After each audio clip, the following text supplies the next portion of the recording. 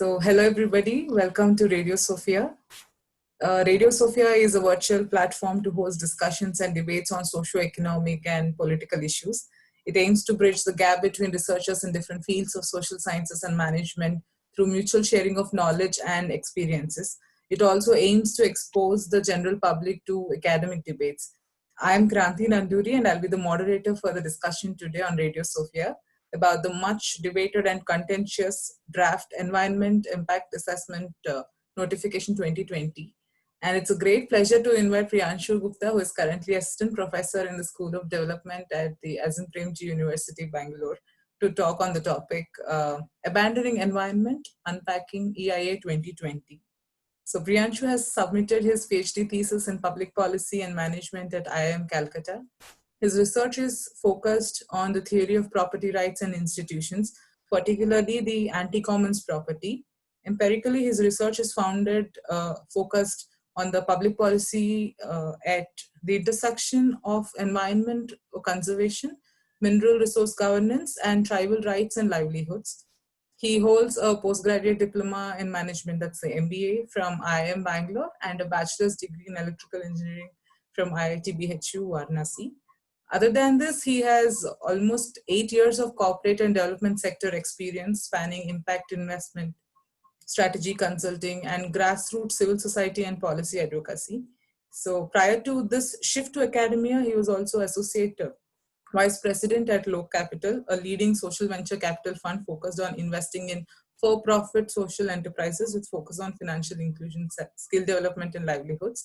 So he has also worked with A.T. Kearney, and he was advising their Fortune 500 companies across industries and functioning, including railways, telecom, rural, retail, etc. So when I thought of this topic, no other person came to my mind other than Priyanshu, who is also a dear friend and colleague at IIM Calcutta. So thank you very much for accepting the invitation and joining us, Priyanshu, and the stage is all yours. Sure. Thanks so much, Kranti. It's a great pleasure to be invited here, and also the topic. Actually, this topic is so close to my heart. And given the current debates, this is one of the most important contemporary issues that is obviously being debated in the public sphere also, but a lot of it is not being debated. So thanks so much for this opportunity. I guess many of you would be following the debates, or at least be aware that there is a draft EIA. There have been a lot of opposition on that. Some 20 lakh emails have reached the environment minister. The environment minister has gone in public saying, what is happening? Why are so many emails coming to me? 3 websites which were actually quoted against this EIA were booked under anti-terror laws, which subsequently had to be withdrawn. Previous environment ministers are in active debate. The current session of parliament itself, there were discussions on this and all that. So in summary, it's a significant enough policy, one of the most important policies in the environmental domain. So it's good to break it down a bit. And just to lay out the context, I want to spend some time on the philosophies behind environmental policies, the different options that are there. Where does EIA actually fit into the India's environmental policy framework? We'll talk a little bit about the current policy, the EIA 2006, which the new draft seeks to replace. So we'll spend a little bit of time on that as to what it was doing, what it was achieving, what it was not achieving. And we'll raise the question, right? Is it such a big deal, right? Why is it being debated so extensively, right? Let me start off by basically raising one question, right? I think that's very well accepted fact that environment development, there is some kind of a trade-off, right? So that being the starting point, I think every country, every country in the world has now kind of acknowledged that to that extent. The environmental policies then seek to achieve how we manage this, right? And there are broadly three discourses behind some of the potential policies that different countries follow, right? So first discourse is basically saying, let's do no harm. Some projects are so severe negative impact that they should not be allowed, or the damage to the environment is going to be so severe, or it cannot be reclaimed, replenished through human action, that we have no other option but to stop that project from taking place. Usually that comes from the strong sustainability assumption in environmental economics or ecology literature, that you can say, which basically assumes that the natural capital, the natural stock, cannot be replenished by human action, right? The second discourse says that okay, the project has adverse impacts, but what do we do? We still need development, so we have to go ahead. What we can, however, do is try to mitigate the negative impacts and try to ensure that the harm that we cause can be compensated somehow, right? So the policies that come out of it is that projects should be allowed, but their negative impacts should be mitigated and compensated. This stems from a weak sustainability assumption. The assumption being that uh, although we harm nature, but at some level, because the growth and the earnings out of that would be higher, we will be able to compensate the harm at least to some extent. That's that. The third one, which is actually a variant of this weak sustainability assumption, says that okay, we recognize at a society level there would be certain harms, but let companies do let companies do what they are best at, which is development, and let the government or the public or somebody else compensate for those harms, right?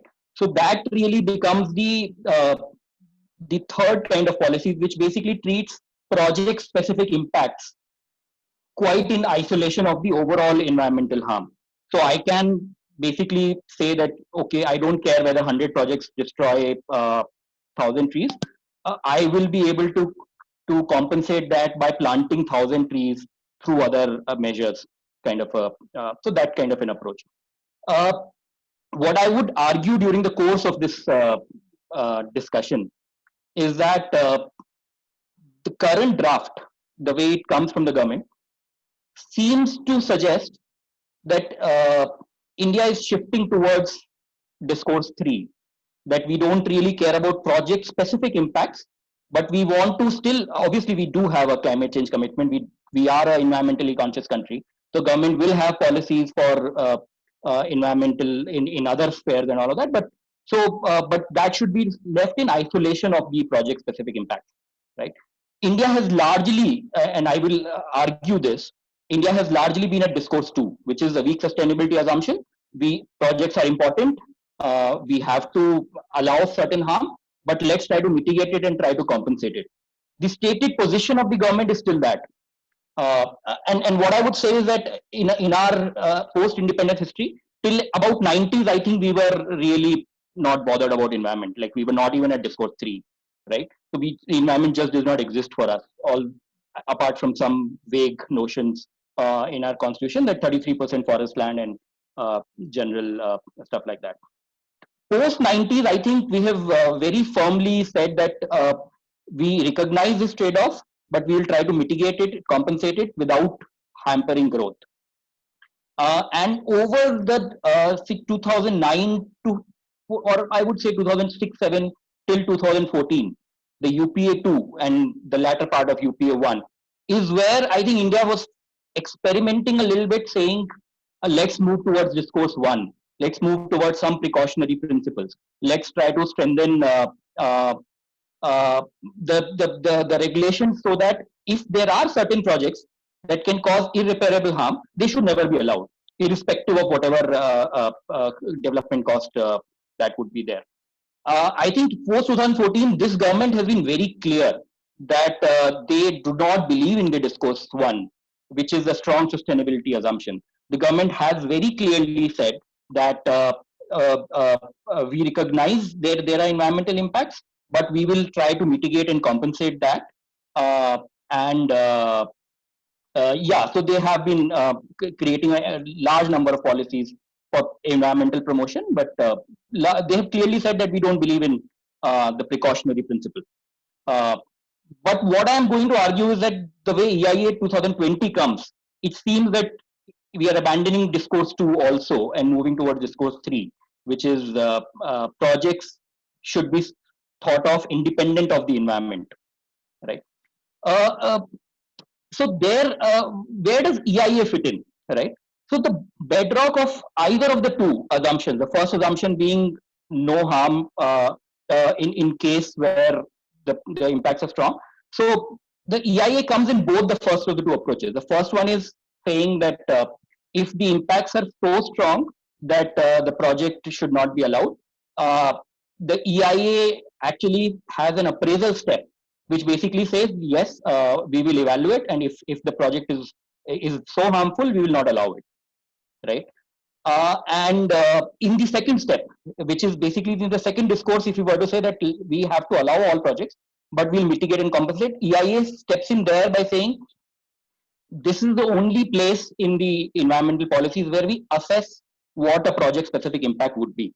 So by name, environment impact assessment, this is the only place where we assess what are the impacts, and based on these impacts, if I go with the second approach, which is mitigation and compensation, what I will do is I will not say no to the project. I will only say the project is allowed, but condition on a whole lot of measures that you have to take. Now, these could be measures to mitigate the adverse impacts, or also measures for you to compensate the harm that you are causing. So if it's a case of a mine, what you are required to do is not only mitigate the harmful impacts by saying reduce air pollution coming from that, safe disposal of water and all of that, but also active efforts to regenerate and compensate. So plant more trees in the nearby area. So those kind of things and all of that, right? So EIA is practically the bedrock of any environmental policy framework, and not in India, everywhere across the world. So far, what I would say is that we have not been doing a good job at EIA, even though I did argue that from 90s till 2010, we were moving towards this whole approach that environment is important, let's mitigate and compensate. But if you look at it, India has had a very weak EIA framework traditionally, even since 90s. So we did not, the main legislation comes from 1986, the Environment Protection Act, which itself had to come in the aftermath of the Bhopal gas tragedy. That was really the context in which that Environment Protection Act was formulated. And till 1994, we did not have an impact assessment framework as part of that notification, right? It's only in 94 that the first step where environment impact assessment actually comes to the table. And only in 2006 we have the current form of EIA, which involves like extensive public consultations and stuff like that. But what is important to note is that despite my claim that EIA is the bedrock of any environmental policy, the environment impact assessment has never been a law. So the mother law still continues to be Environment Protection Act 1986. Which is very vague. It basically says the government is empowered to give circulars, notifications to see what they want to do, how to protect environment. So it's a general statement of intent mostly, right? Had India been that serious about environment impact assessment, probably EIA notification should not be a notification, right? It should be the law. Just on that point, just clarifying. So the way Indian constitution works is that one, there is a constitution. Second, as per the constitution, the parliament frames laws, which are called acts. So Environment Protection Act is an act which is done by the parliament, right? Now, based on this act, the government, which is the executive and not the legislature, the executive frames rules as to how do we get this act to implement, right? So usually these rules do not undergo parliament scrutiny. They have to be placed before the parliament, but parliament hardly ever debates on the rules. It's basically goes to a small subcommittee which hardly ever gives the comment, and it just gets automatically approved. EIA is not even that, right? So as part of the rules, there is the Environment Protection Rules 1986 that is the governing rule that the government has framed. As part of that, that rules delegates further powers to the government to time issue circulars, notices to clarify the intent and to clarify what is going to happen. So all that needs to do is just the government in its executive capacity just has to send an office order, and that's it, right? So the which is where I think we have to be very clear that despite that being that important, EIA has never been acknowledged as important at all in our policy circles. Full powers today to do that, right? Uh, uh, which then comes to the point as to what is really wrong with the EIA 2006, right? Or why do I say it is weak, right? So one, obviously it framed as a notification itself is weak, but then the wordings, the processes, and actually the EIA gets subverted the most in its processes. Right? So the first point I have to make is EIA is usually carried out by a consultant. So every project, the company that undertakes that project, they hire an supposedly independent consultant, which is from a panel of impaneled agencies, consulting companies, which then does an impact assessment report on predefined areas. So they know what aspects to check as part of that report, and they are told by the Environment Ministry specifically with regard to this project. Why don't you identify this? Why don't you identify that? So the whole set of tests are told by the Environment Ministry, and then this consultant. But at the end of the day,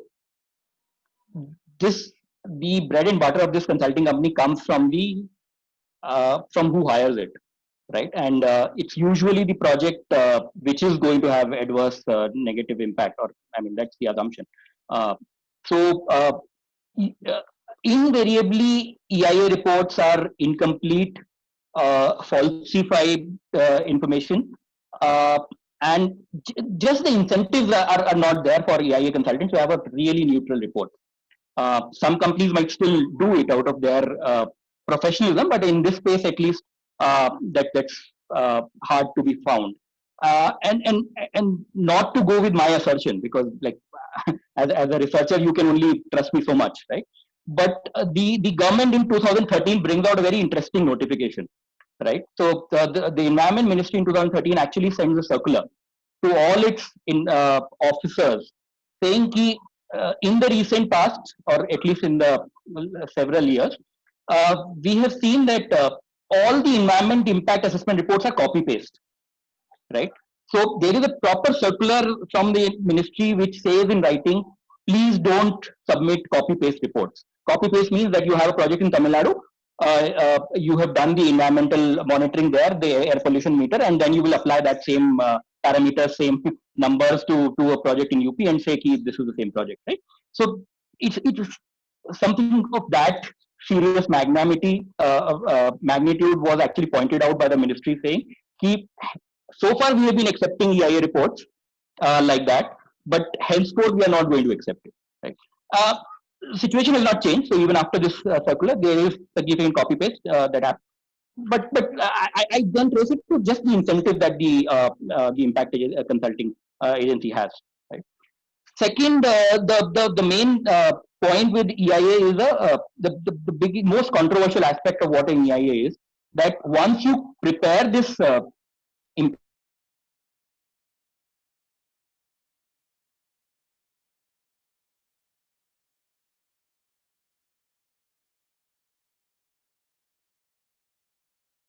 can be any environmentalist, any activist, whether from the region or not from the region, can actually send written comments on that environment impact assessment report. Second, there is a public hearing which has to happen in the exact vicinity of the project among the affected communities.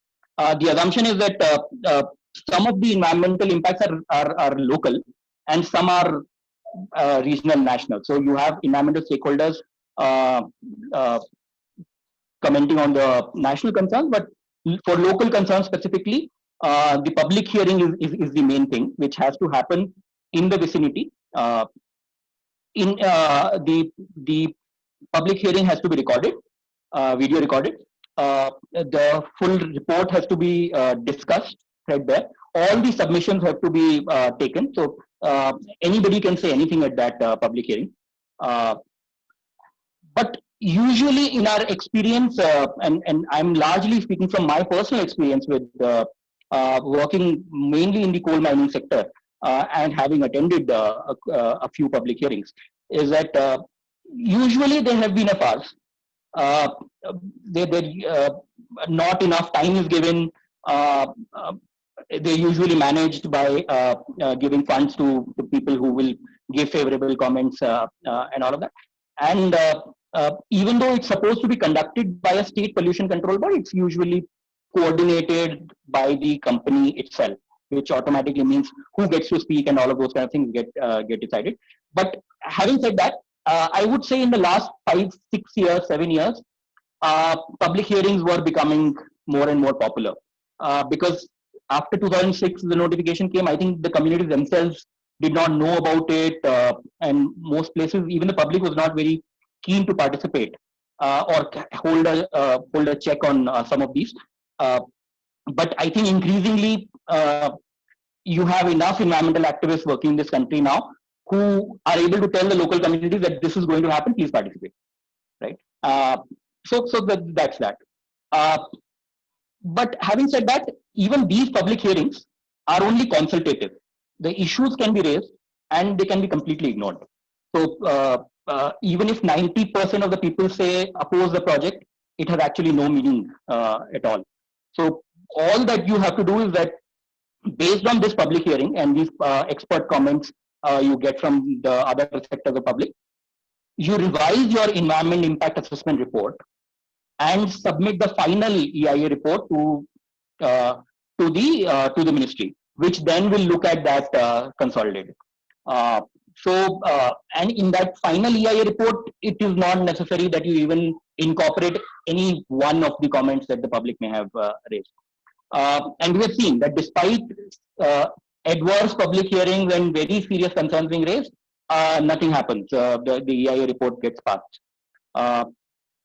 Third, what also happens that EIAs are typically prepared at a very late stage of the project.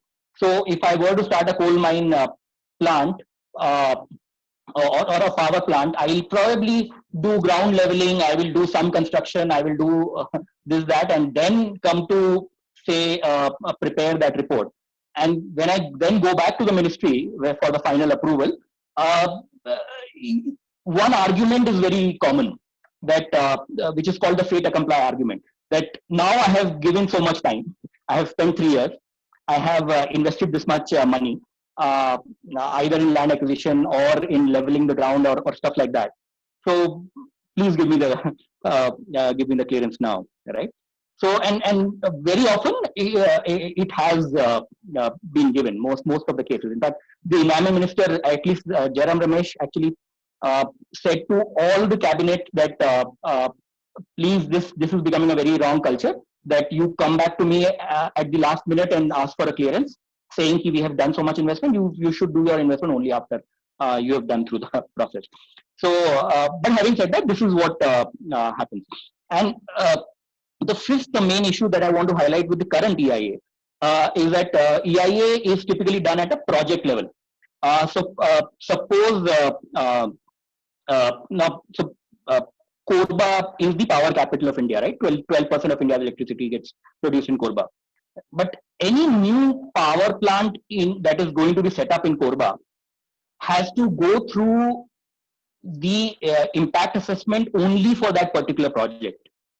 So the cumulative impact that one additional power plant will have to the region is actually never studied, right? So every project is treated standalone on its own merits, ignoring the cumulative impacts.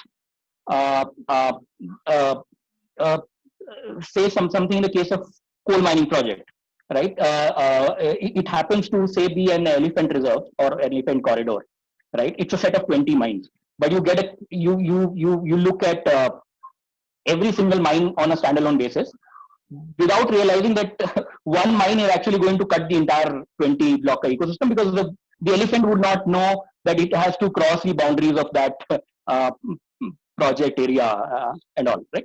So all in all of these are very severe, serious issues with the EIA framework, right? And just to add to that, even if once you have these clearance, once you have the detailed compliance conditions, you are given a conditional license, right? Conditional clearance.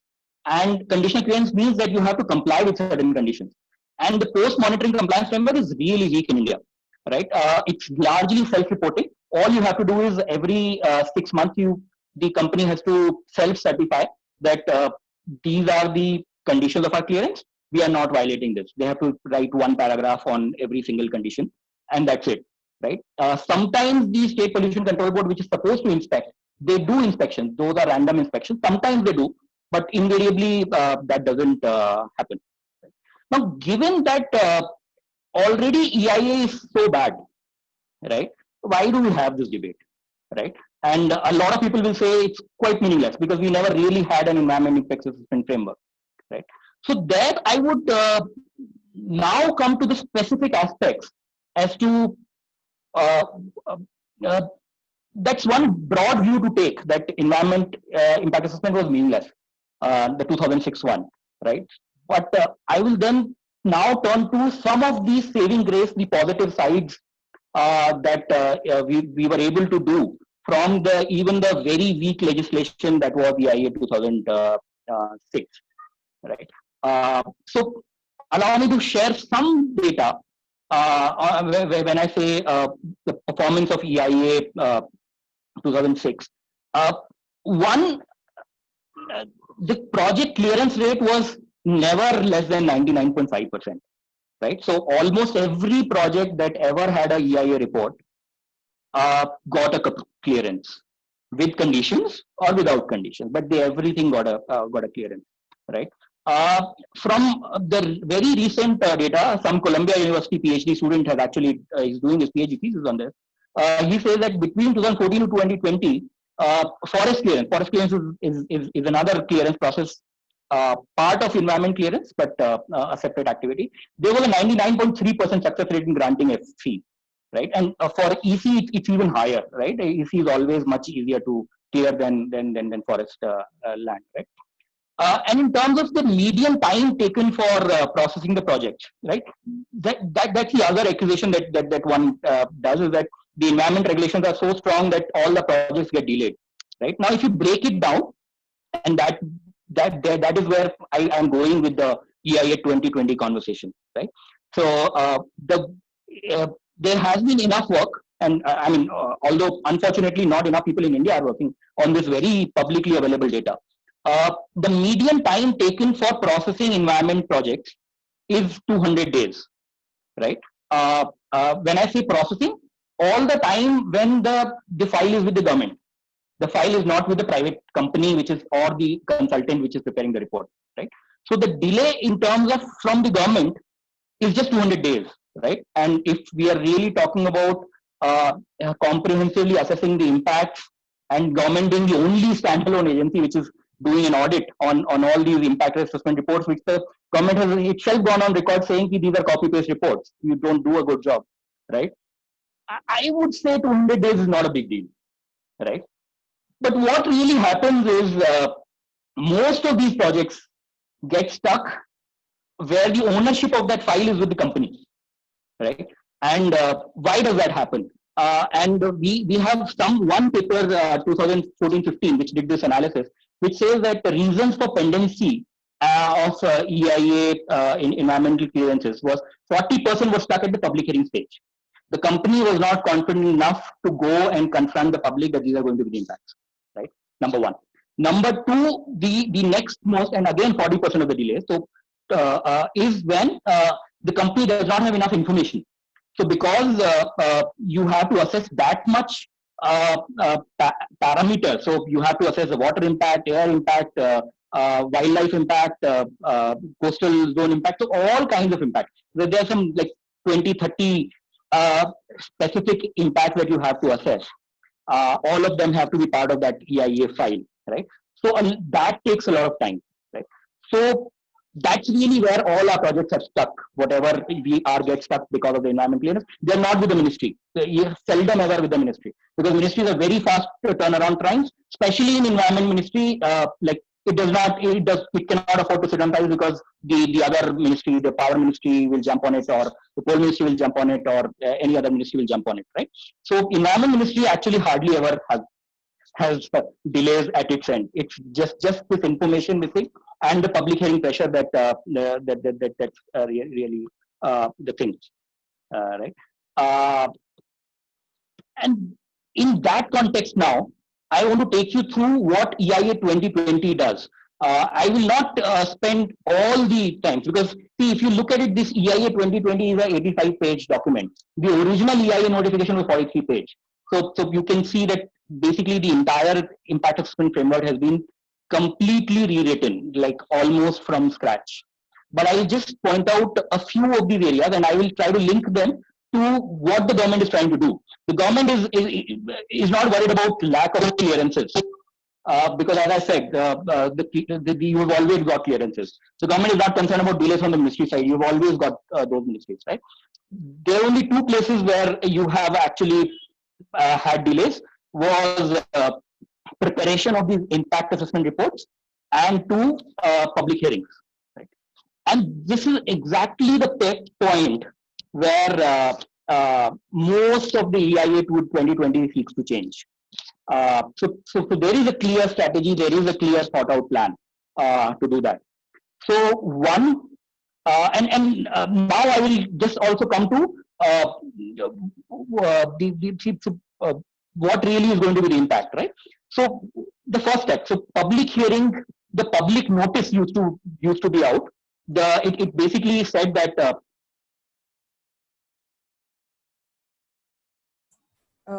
Priyanshu, I'm sorry, your voice is off, and your video is also getting stuck quite frequently. I think your internet network bandwidth is low.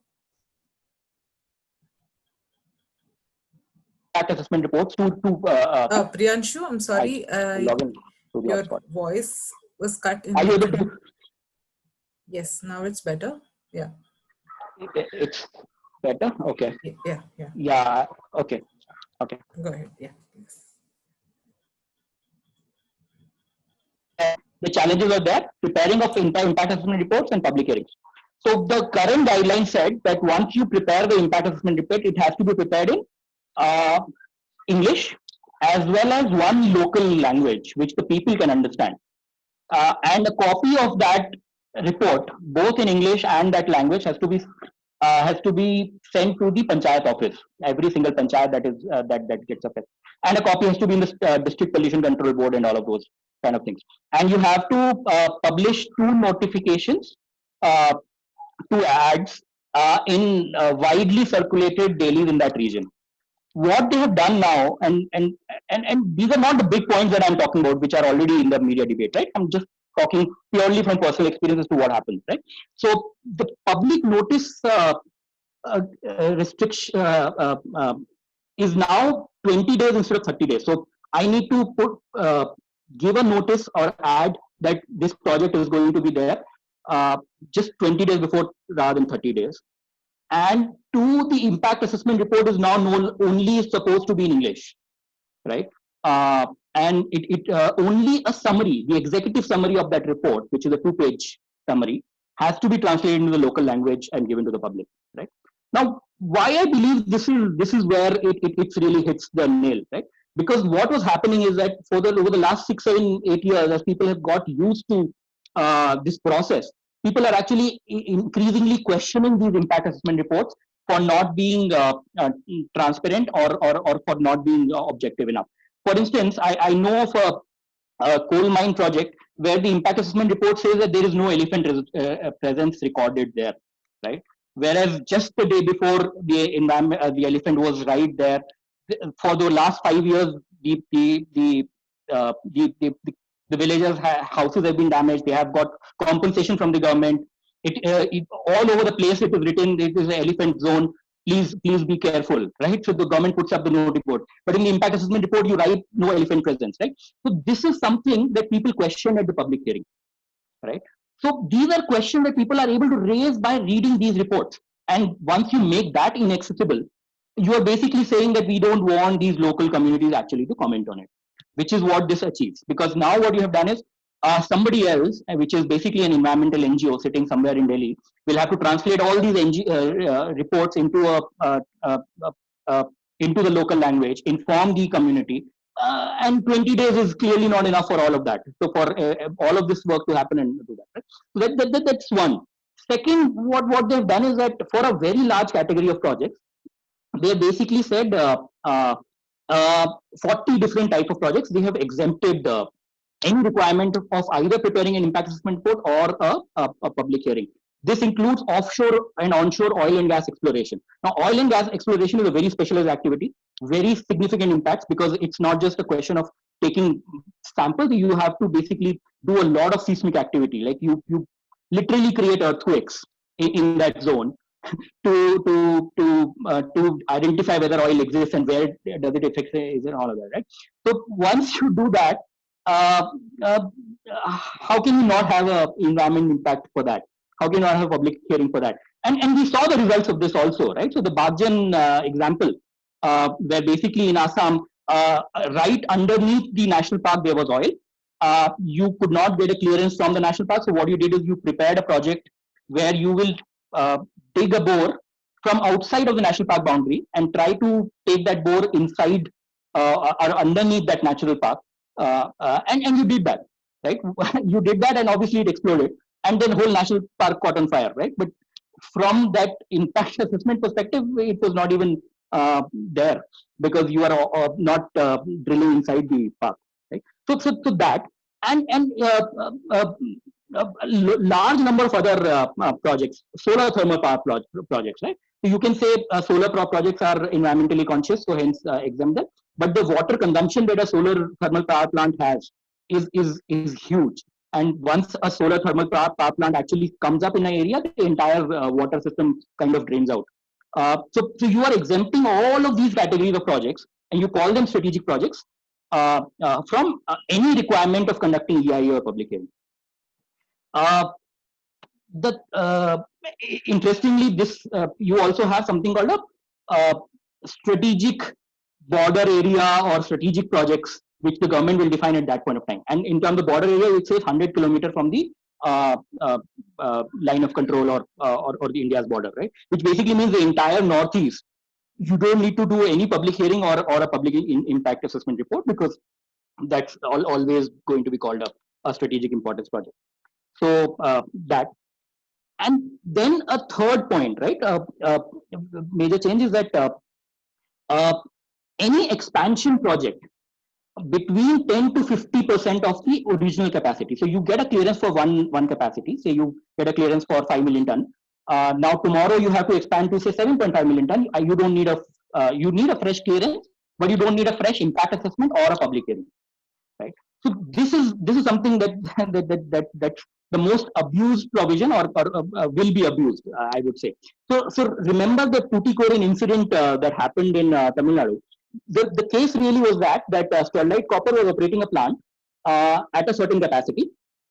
They wanted to double that capacity. For doubling that capacity, they needed to have a public hearing, right? And that is the public hearing where all the protests started, and then it quickly converted into dharna and all of that. The clearance got rejected, but the movement continued, and that is now in the current regulations. Sterlite can just be smart, right? Let me not expand 50% at one go. I will expand 50% in year 1 and 50% in year 2, and we're done, right? And we have seen this happening, at least in the coal mine project, the areas that I work with. There is a plant. There is a large mining project in Korba, where basically the original mining capacity was, I think, 25 million ton, and it was increased to 60 million ton just by saying 5 million ton approval every 6 months, right? So you just so this provision that existing projects, if only for a capacity expansion, so this basically takes means that instead of doubling immediately, you will just gradually do it over a 2-year period, and you will not need to have any fresh impact assessment and all of that, right? Now the most dangerous, no, before I go there, the other part of environment impact assessment, and actually the other thing that was taking time, was that you had to do the air quality survey, water quality survey for all the 4 seasons, right? Especially other than monsoon, because monsoon it's generally believed to be that. So you need that full seasonal data to capture that impact. Now automatically it takes 1 year, right? Because you have to capture everything. So there are 2 things that have been done. One, you can show 3-year-old data now. So you don't need to start from the day you are approaching. You can furnish a 3-year-old data. 2, you only need to submit 1 season data. And those familiar with Delhi would know, you take an air quality sample in November versus taking an air quality sample in March, April. It's a big difference, right? You really cannot correlate them. And in terms of environment impact assessment, what would have happened is that the November sample, because it was more polluted, because of environmental factors, the incremental pollution of that plant would have made it unsustainable, right? So you would not have got that clearance. But now, because you're taking it 1 season data, you will get that clearance, but the plant will continue to run in November, right? It's not going anywhere. So those are really the tweaks that have been done. Large scale recategorization of projects where they don't need to go through all the stages. And finally, the I would say the icing on the cake, or the key provision that the EIA 2020 does, is post facto clearances. So it just institutionalizes. So suppose you have you are running a plant, you do not get a clearance. Right? You are running a plant, irrespective of the clearance. So obviously you are doing illegal. But say after 5 years or 10 years of damaging the environment, you can come to the ministry and say, hey, we forgot to take that clearance. Okay, there is a fine that I have to pay, and that fine is like, they have quantified that fine, 10,000 rupees a day, right? And if I'm a coal mining company, I'm earning revenues in excess of several lakhs a day, right? So anyway, so what it does is that it gives you as a policy and say, I forgot to take the clearance, or you rejected my clearance, but still I went ahead with that. And now, please, given that I have already done that, please regularize it, please legalize it, and the government will just give you a fine and just give you a fresh EC. Right?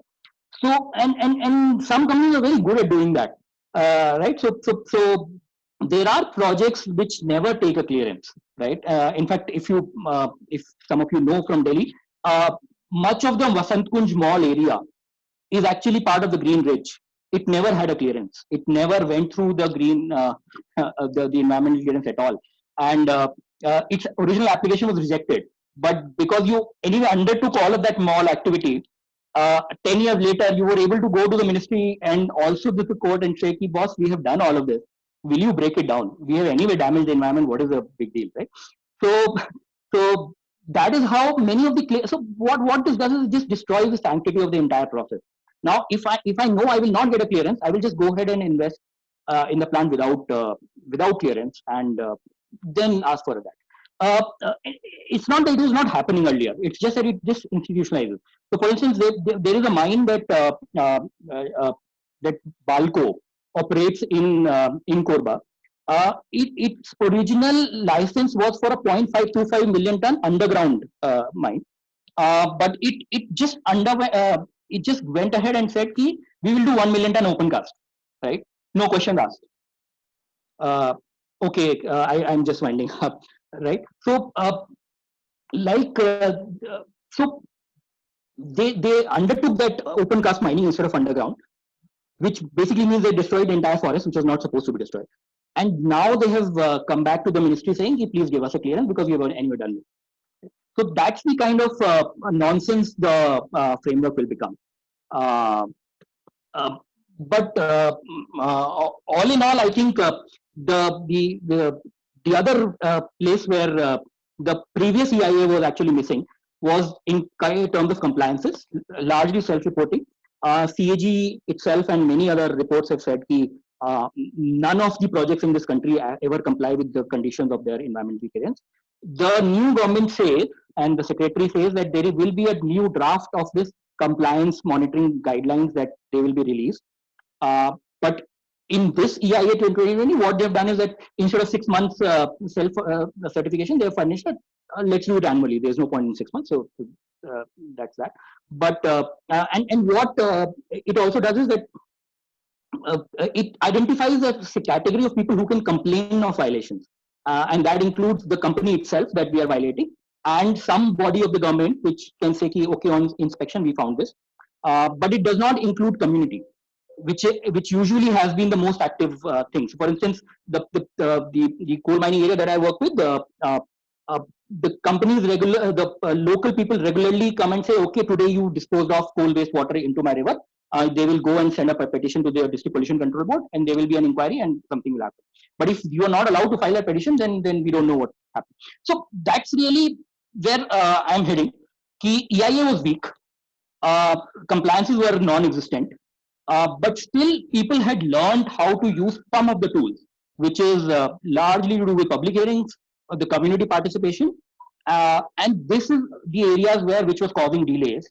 And that is where the government has said, okay, we will liberalize this. So one thing is clear. I am not saying that the government is abandoning environment, like the title, which is a provocative title. I'm saying that they are moving towards discourse 3, even though they are claiming to be discourse 2. The discourse 3 is simple, that we don't want project specific environment to be linked to project. We will do tree plantations. I will destroy 1,000 trees there. I will plant those 1,000 trees somewhere else. We will do pollution, but we will also do solar power, so we will meet the targets. So somewhere down the line, the balance has to be sought not at a project level, but at an economy level. And the government has been doing a lot of good things on the other part, right? Which is banning plastic and tree plantation drives in urban areas, right? RSS now has a full-fledged activity called Paryavaran Gatividhi, which is just to promote environmentalism in all areas where there is not a trade-off.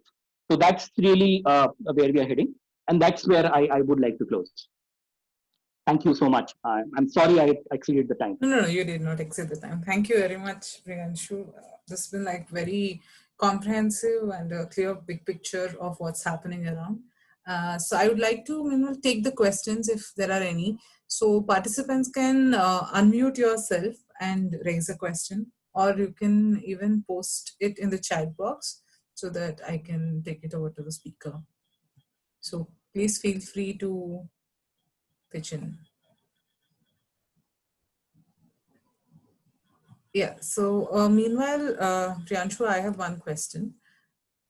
So we've talked at length about the 3 different types of discourse and how everything is moving, etc. Now we really understood at length or in detail about the different contentions that are in the thing. So what my question is there any organized protest against this? I mean, we've been reading about some pockets of resistance or some sort of voices saying regarding these contentions. So what does the status of organized opposition to this look like, and from the political parties or from the civil society?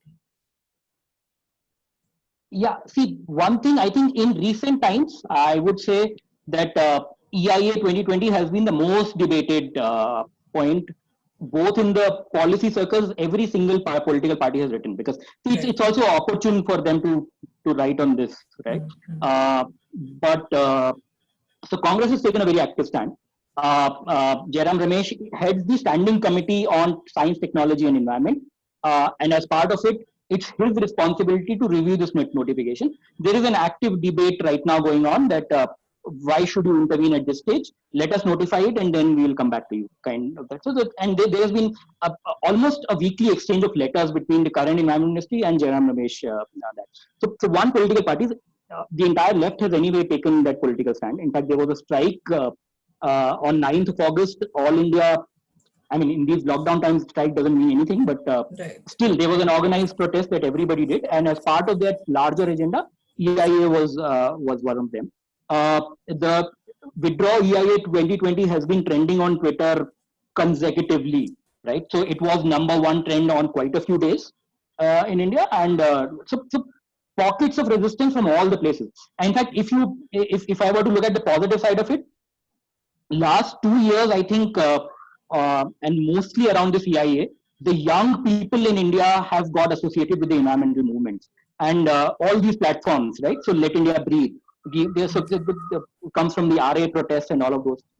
The Fridays for Future, yes, right? So all of these youngsters have just come up, and EIA 2020 becomes a very good platform for them to do that.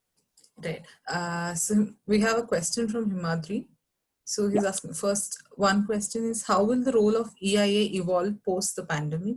2, conceptually, how is EIA different from ESG, apart from the fact that ESG is much broader concept covering SNG? Himadri, could you explain what ESG is? I don't understand that. Himadri, you can unmute and please explain. I'm sorry. I think his connection sort of dropped. How do you see there? Okay. No, he's there. He's there. Himadri, do you want to unmute your microphone or just type in the chat box what ESG refers to? Am I audible? Yes, you're audible. Yeah. So basically, ESG is a concept that's, it means basically environmental and social governance. Sure. Okay. So where the companies are required to furnish certain details before they are, investing in a certain project, something like that. I have a very broad understanding of it. So my contention is that how is this?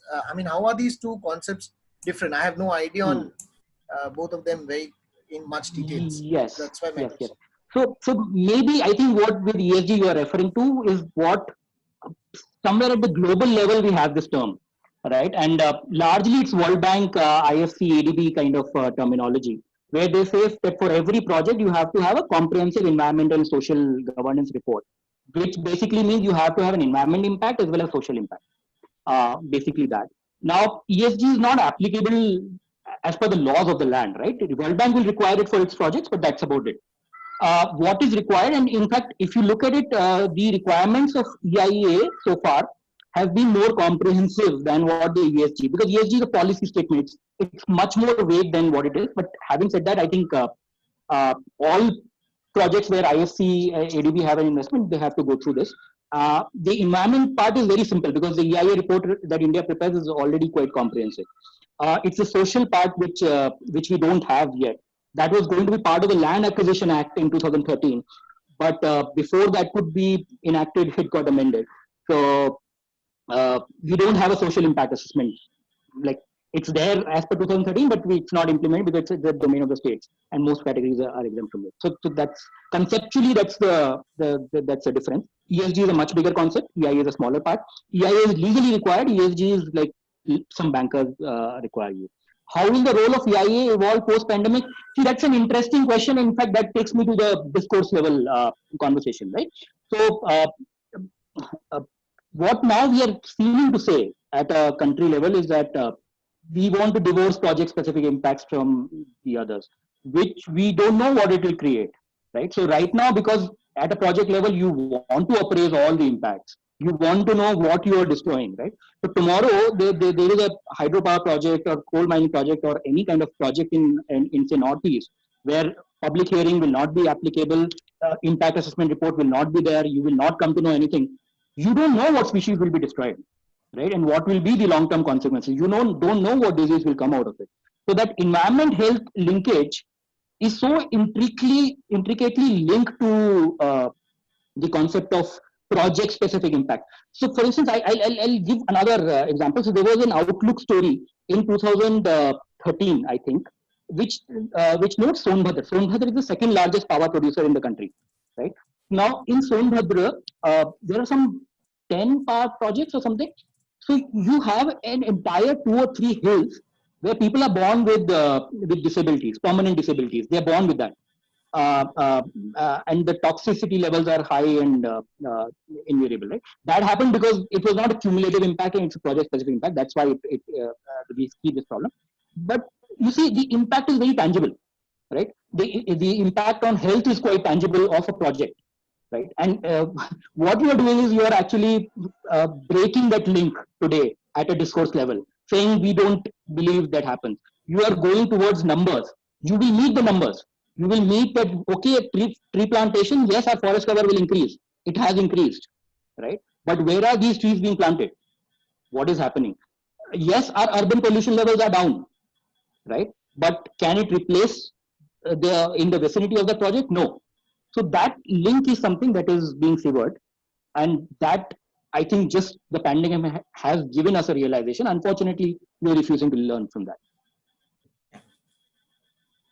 Thanks. So anybody else has any more questions?